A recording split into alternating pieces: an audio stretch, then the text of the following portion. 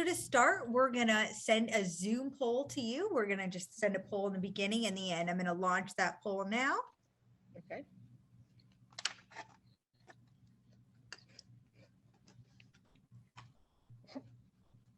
What does that say? No.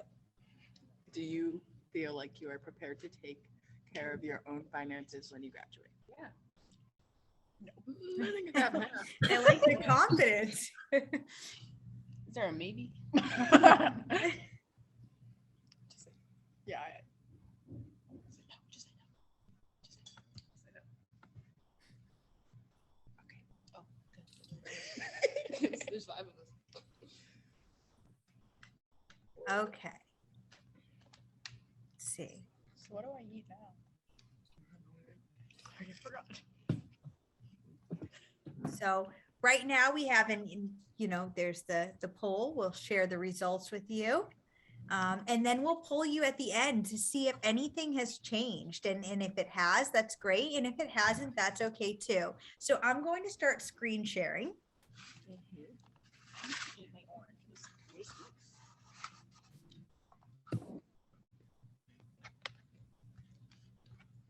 Go ahead and introduce yourself too, Shaina. Yes. Okay. I'm Shaina Cunningham. I'm a financial coach. And this is, well, I'll let Dean, I'll hand it over to him and let him introduce himself. I'm Dean Bailey. I'm a regional vice president with Primerica Financial Services. And we both work together helping people create strategies to have a better financial future. So now Shaina's going to pull up some information to share with you, and then hopefully we can get into conversation. We would like to get questions. We want to make sure we kind of guide this to a focus that works for you and not just for us to show some content. Really, we want to know what you guys want to know about. So we just are going to start off with a little presentation. It's going to be money smarts for teens. So first, we wanted to go over the rule of 72 with you all. It's about savings versus investing. So you would take the number 72 and you would divide that by the interest rate of which your account or money market accrues. And that is the amount of time that it would take for your investment to double. So saving is more like putting money aside gradually, typically into a bank account if you want to save for something specific, for a car or any type of specific goal. And investing is when you use some of your money with the aim to help it grow by buying assets that might increase the value. So how many of you have ever heard of the rule of 72 by, you could say in the chat, you could say however you want to say. Have you ever heard of that before?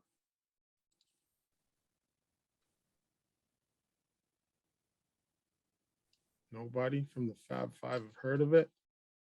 Okay, great. So you'd be happy to know that I never heard of it either before I started working in financial services. And I was older. I had much older than you guys. I had a house, I had kids, and I never heard of it. So basically anywhere where they save money and give you interest, they use this equation, the rule of 72. What happens is they take your money and they invest it. Once you put it in the bank with the knowledge that using the rule of 72, they can make a lot of money and pay you a small return and they keep the rest. So I don't know if you guys know, but how much do you think you get in a savings account in this day and age? How much? Anything. Like how much? Like how much interest would you receive in a savings account? Very, very little. Very, very little. You're right. Very, very, very little is the best possible. That's an A+ answer, to be honest with you. So you actually get 0.25 to 0.50% interest in a savings account. And it doesn't matter what the marketing tells you from what bank. Some banks will tell you, we'll give you 6%. But if you take your phone and spread the screen on their advertisement that says that, it says once your account hits $1,000, the interest drops to 0.25. So I would hope that people wanted to save more than $1,000 in their life. So if we take the rule of 72 and we just use the number 1 as the interest in a savings account, 72 divided by 1, it would take 72 years for your money to double. So let's say you put $10,000 for your future in a savings account. You may never live to see that money double. Now, the reality is you might find other accounts at the bank, like bonds and CDs and money markets. In fact, when you go in, they have posters on the wall for it. They send you stuff in your email for it, text message, Instagram. Get these accounts, they're better than savings. Well, they only average about 6% at the most. So what you do is you divide 6 into the 72, that gives you 12. Every 12 years, your money will double. So now you're in 12 years, your 10,000 becomes 20,000. And if we were to go all the way to, let's say 36 years, it would only go to 80,000. And that's better than 30, okay, or 20. But the reality is, you guys are all hearing about inflation. Does anybody know what inflation is? The prices start to go up. Right. So the easiest layman's term for inflation is back in the day. The statement back in the day in financial services is code for inflation. Back in the day, this is how much it costs to go to the movies. Back in the day, so let me show you how old I am. I used to buy my my video games for 40 bucks, 30 bucks, and I'd be like, this is crazy. And now they're like 60, 70 and more, okay, when I buy them for my kids.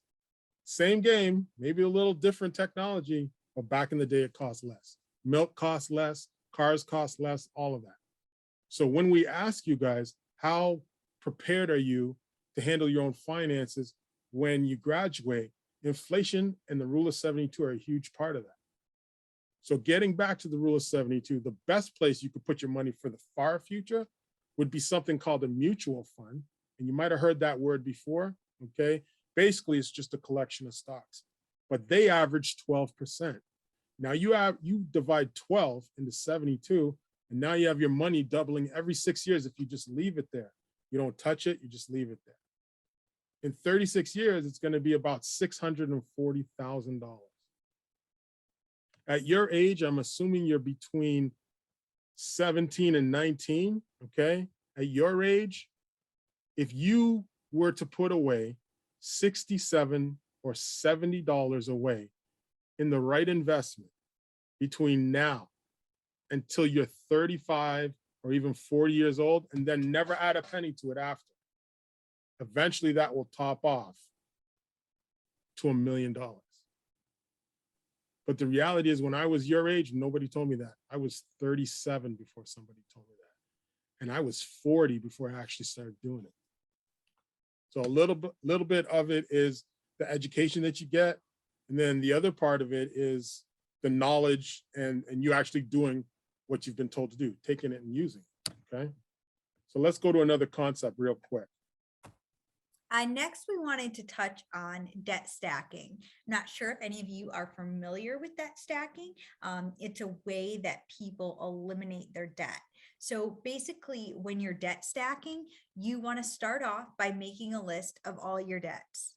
Then you're going to want to put them in order from the smallest debt to the largest debt. After you've done that, you would make minimum payments on all your debts except the target debt, which is the smallest debt. So for the smallest debt, you will pay the minimum payment plus any extra monies that you have been paying to your debts. So you'll pay the smallest debt up and then move up onto the next debt. And you would just continue to pay off the smallest debt until you've eliminated all your debt.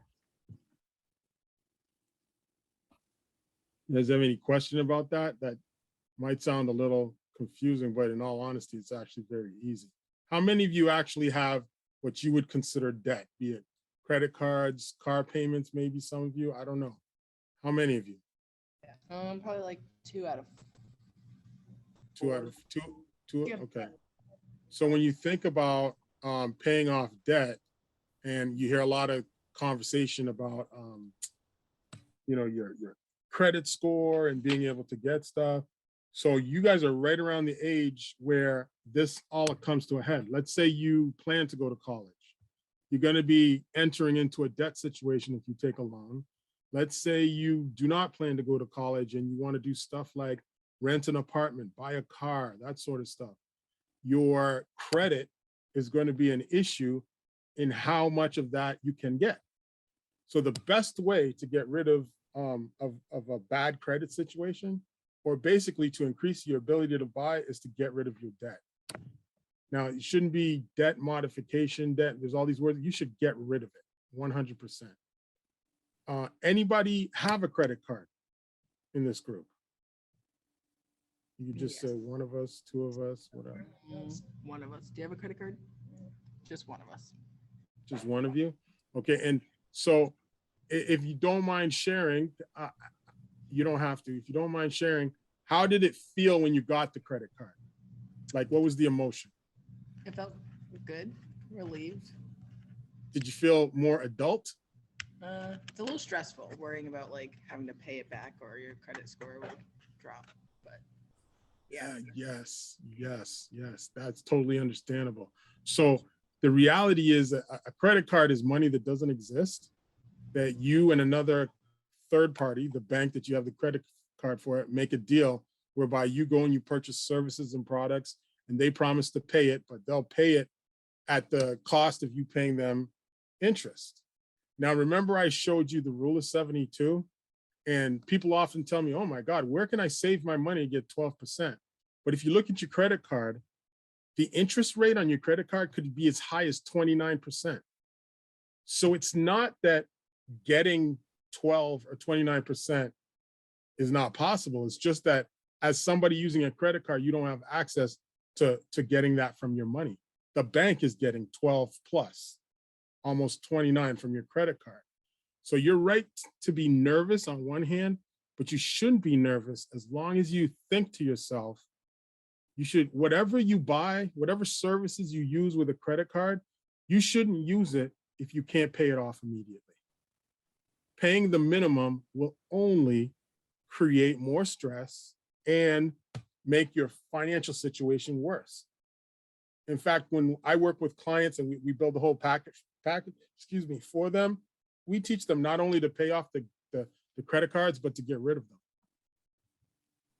Because you should be bulletproof, meaning if you have an emergency, you should be able to pull on cash, okay? Now with Cash App and all the different ways to save money online, if there's an emergency, you should be able to move that money from whatever account or investment you have it in for an emergency and move it right to your checking or savings so you can go with the ATM or go with a debit card, and pay what you have to pay.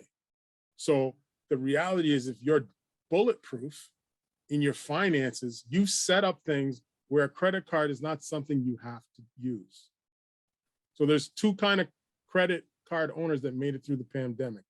The ones that use their credit cards to literally hold themselves up, and the ones that didn't have to use their credit card because they already had things like emergency funds set up.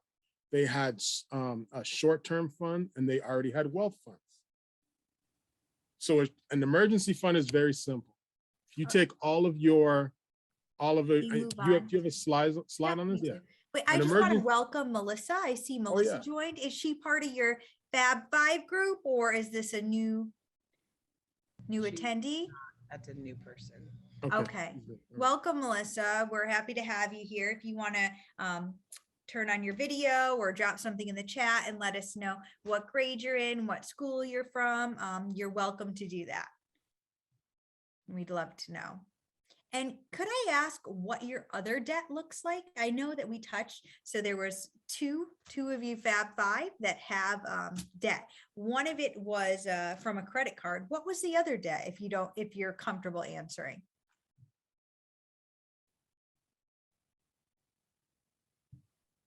A car loan.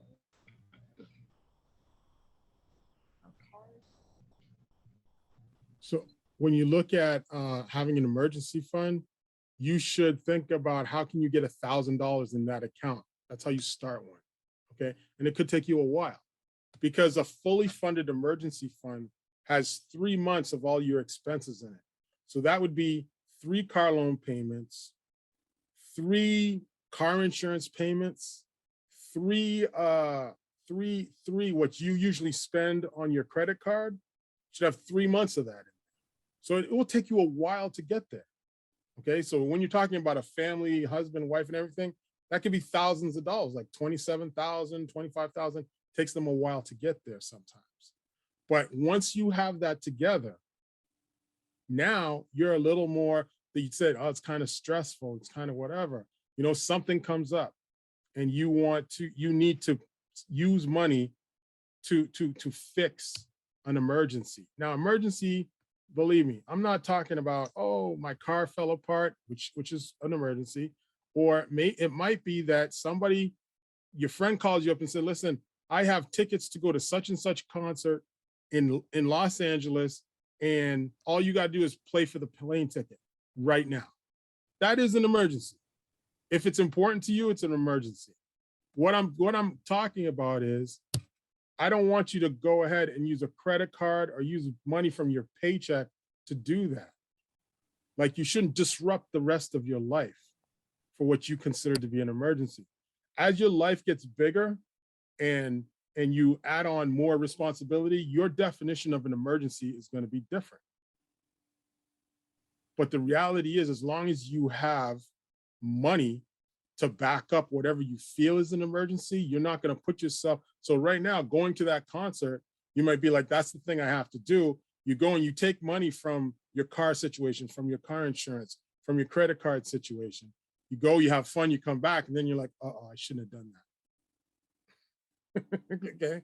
And I'm not telling you as an older person talking to a young person. I'm telling you as an older person who has done it a million times. Okay. So whatever the purchase is, whatever the service you're trying to get, if it's not within, if you don't have an emergency fund set to the side, if you don't have a plan to figure out how am I going to get from A to B, you know what I mean? It's going to be problematic and it's definitely going to be stressful. I can get that. Now, we have another slide, Shaina? Yeah, we do. We have one more. Before we switch, how does the idea of an emergency fund sound to you all? Does it sound reasonable? Does it sound, do you think you'd be interested in creating an emergency fund, or does it sound like something like wild, like save $1,000? What is it? It sounds pretty reasonable. Yeah, no, that's great. It's a great goal to work towards. And then I think once you reach the $1,000 point, Dean, right, you could just then set the next goal for $2,000 and just keep growing it. Right. So part of building that is, so we're going to go into setting up a mock teenager right now. Okay.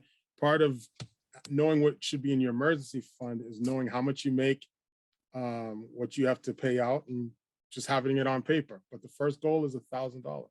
And that's when I say $1,000, I want to make sure you guys understand, if you have a job, $1,000. If you don't have a job, you put away what you can put away.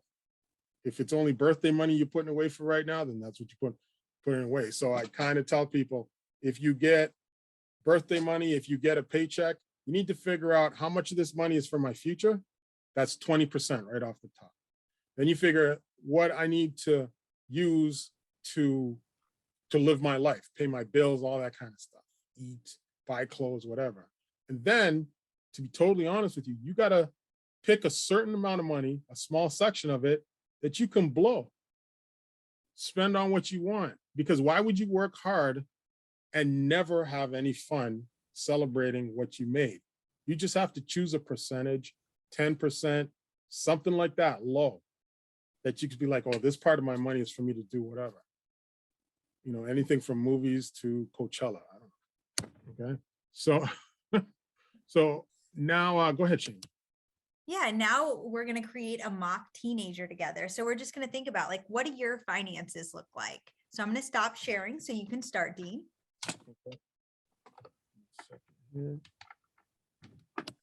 Yeah, this is a very interactive part. Feel free to leave yourself unmuted or speak up whenever.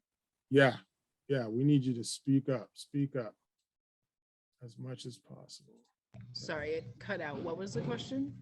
Oh, so we're just gonna create a mock teenager. So you guys can turn on your screens. You definitely unmute. Yes. So this is very interactive. So I'd like to ask you to help me create a mock teenager. So what that means is we're gonna create somebody who's like you guys.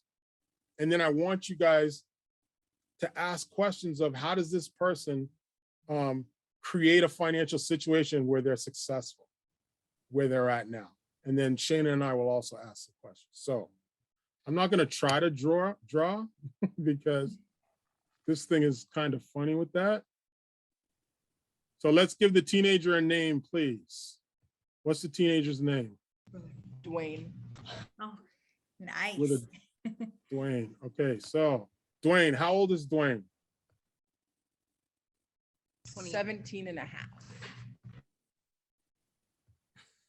Okay. Or does he have to- And where does Dwayne live? What city? Boston. Whoa. Okay, Boston. And what is Dwayne doing at 17 and a half in Boston? Does he go to school? Is he working? What? Both. He's in high school and he is also working. Okay. Where does he work? This is Dunkin' Donuts. Indeed. Okay. How many hours a week does he work? 22. 15. So what does his paycheck look like? What? Sorry. How much does he make? 15.25 an hour. 50. Oh, she's gonna make me do math. Don't you realize I'm not in school? How much? So he works 15 hours a week. Hold on here. Yeah. Oh, young people, man, with this quick minds. 15.25. So he makes 228 a week gross. That's before taxes. He can work a little more if you want him to. Why? Why'd you say that? Not enough money. Because he's only making $915 a month. Only. So maybe we need to Oh, God. Yeah. let's change his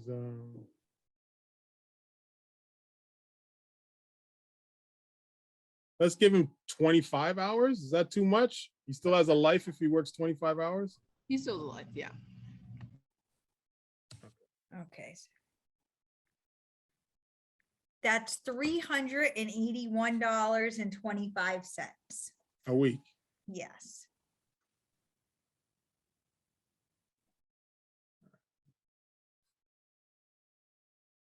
$321.85. How much is that a month? Or $381.25. Dag, sorry. $1,525 a month. All right, go back to your numbers again. I'm old, you gotta work with me. 381 a week. 1,000, how much? 525 a month. And that's gross. Okay, so does that sound realistic to you guys? Do you know people who your age who kind of make that? Yeah. I make probably a similar amount and it's realistic-ish. Okay, I like that word, realistic-ish. Yeah, it must be a challenge to balance, schoolwork during the school year for sure. I mean, it depends, you know what I mean? So what are his expenses? Car insurance, gas, phone bill. Okay, how much is a car insurance? $900 every 6 months. So a month, how much is that? A month. You have to pay it in 6-month increments. Oh, okay. You pay so you probably have something like Progressive, so it's $150 a month or $900 every 6 months. Okay, 150 a month or nine.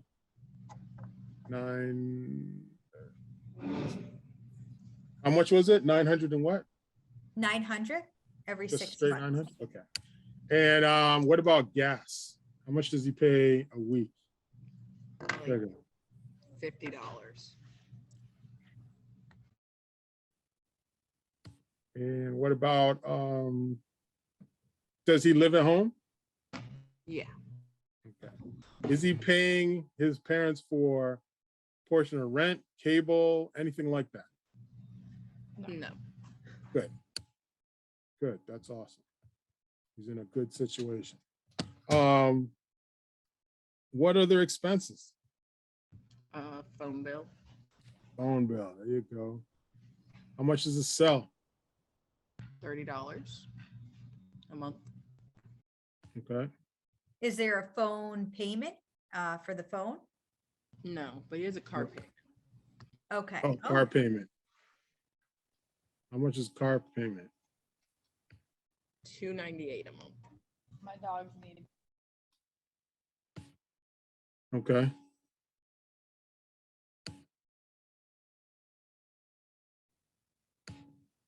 Anything else? I think that's it, right, guys? Yep. Yeah, that's it. So total per month, what does he pay out a month? Of all the bills. Yeah, of all of this, 150, 200, 30, and 298. Do you want us to add it? Yeah, because I'm not that good. Oh, okay. I would fail MCAS. I need a calculator. What was the numbers again? 150, 150? 200, Yep. 30, and 298. At 678. Okay, so we got 678. Anybody have the answer for that? Before I have to carry the one?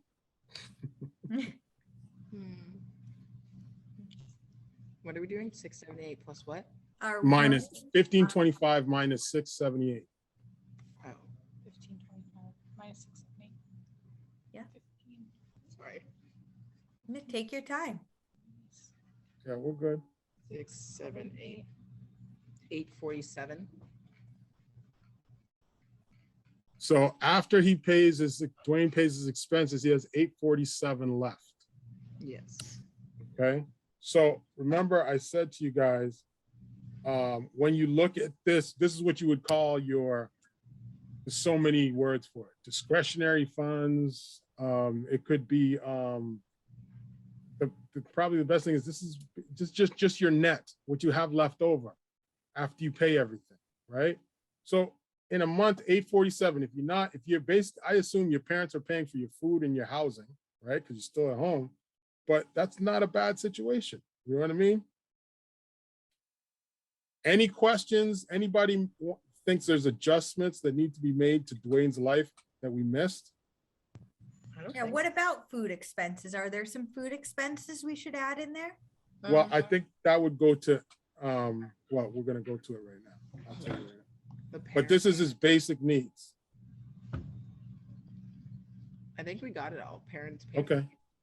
So anybody, so this is kind of a rule in the beginning. I want you guys to remember, if you can save 20% of this, right? After, you know what I mean? 20% of what you make right off the top. Oh, wait, let me do this. 1525 times. Okay, so 20% of what he makes, the 1525, that's for wealth in the future. So in this case, he makes 1525. He would put away $305, right, to the future and his wealth. And then from 847 minus 305, that would leave him $542. Okay, that's the 305. So when I talk about wealth, That's going to be things for if you're 18 years old, you can start doing this now. You don't have to wait till you get a job. You can get a Roth IRA. You can start your emergency. You can be giving to a 529 plan that your parents may already have or that you need to set up. Okay, if you're thinking of going to college or trade school, you can be putting, so a large piece of that 542 is for entertainment.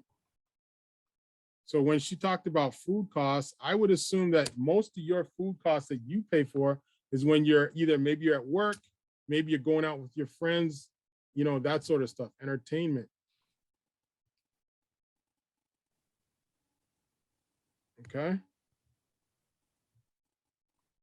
But this part right here, sorry, this part right here, this would be the IRA, the wealth. Okay.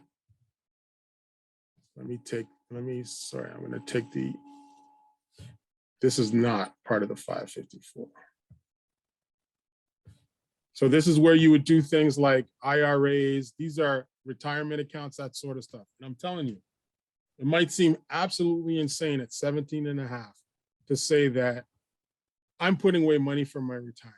But for instance, if you use something like a Roth IRA, when you're ready to buy a house, you could actually take money out of that Roth IRA for the down payment for your house. And if you started when you were 17 and a half, you could put as little as $25 or $50 a month in an IRA. I have a 27-year-old and a 23-year-old. Okay, they both have Roth IRAs that they've been putting money in for the last 3 years. They don't look at that money, they don't touch it. Okay, it's for the future. It means that they can retire possibly in their 50s. And when you've saved money and you can retire early, you can enjoy that money. Okay, but this leftover money, what are the kinds of things you guys would do with the leftover 542 a month? So I talked about an emergency fund, talked about your fun, your entertainment, maybe even some kind of a college plan, depending on what your education plan is. Okay, maybe you don't have an education plan, but maybe you should do another kind of investment. Any ideas about what else you would do with that $542 that's left over? Probably save some of it for college tuition. Okay, all right. So that would be a 529 plan is a college savings plan. With a 529 plan, you can save as much money as you want. So when you go to do FAFSA, you know how FAFSA looks at the amount of money that your parents make, the amount of money that your parents have saved, all of that, and they kind of gauge how much money they can give you or lend to you, depending on how much money technically your family already has. So they look at what you have. If the money is in a 529 plan, FAFSA can only look at 5.46% of the money. So if you had $70,000 in a 529 plan, FAFSA can only look at $3,822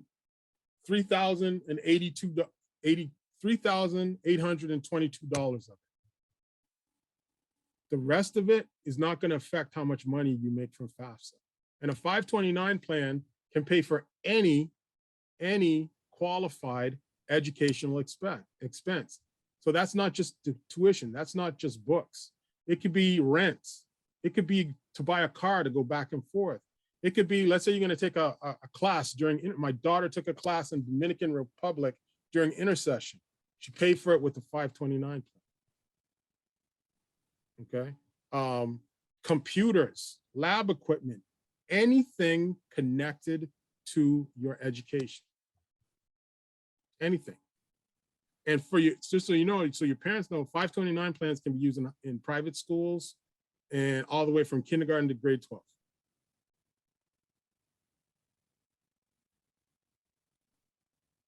So when we look at Dwayne, 17 years old, in high school, working in Boston, he has a car, chances are he might have a bus pass in Boston, an MBTA pass, just because depending on where he is in Boston, but parking would be insane when he goes to work. But we'll go with this. We'll say Boston Road in Springfield. Okay. But if he looks at how much he makes, you might say, oh, he doesn't make enough to save for the future. He doesn't make enough to handle all of these bills. But he actually does, because it's about how he sets it up and thinks about it. So his expenses, he lists all of his expenses and sees what they are. So you know his emergency fund at some point, right? His emergency fund has to be what? Right now,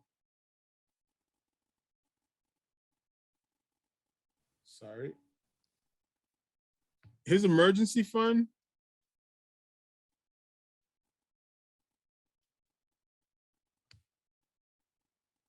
(3 months of expenses) would be $2,034.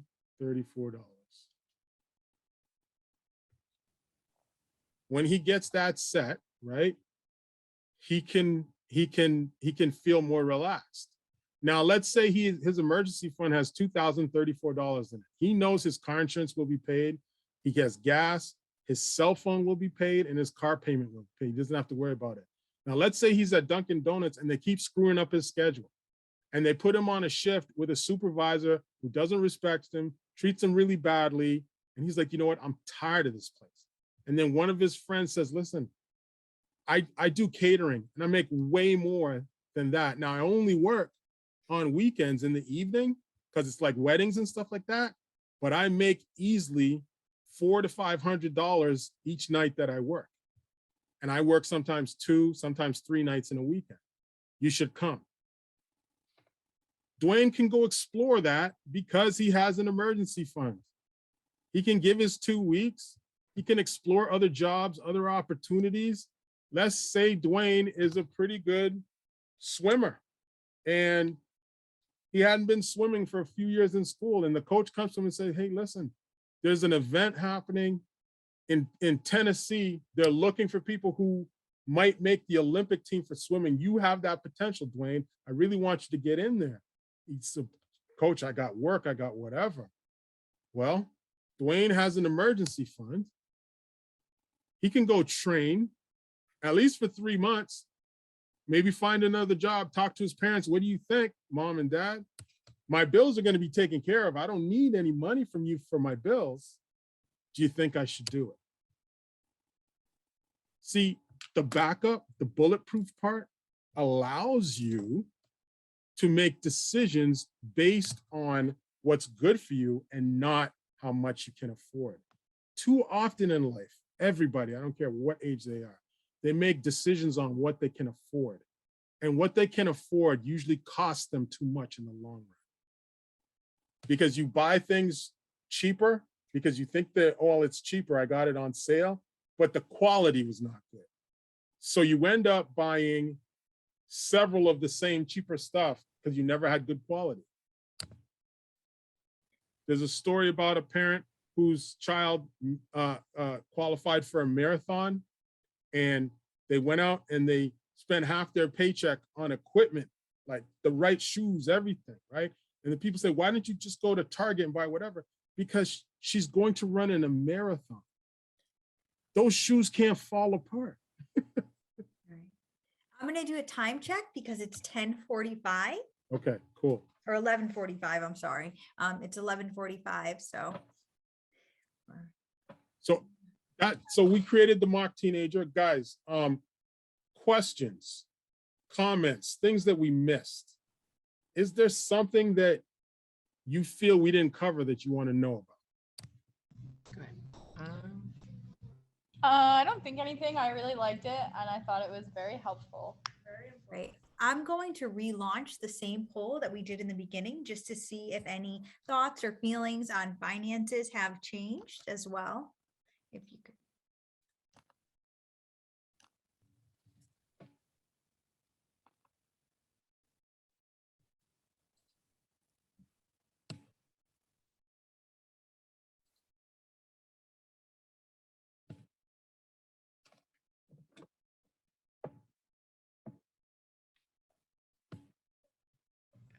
It disappeared.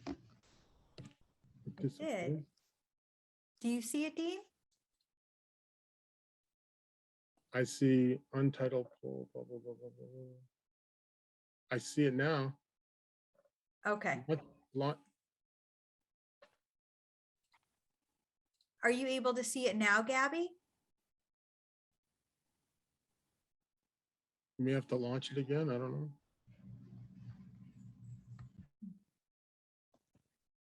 It popped up in the There you beginning and it disappeared. Okay, hold on one second. Sorry about that.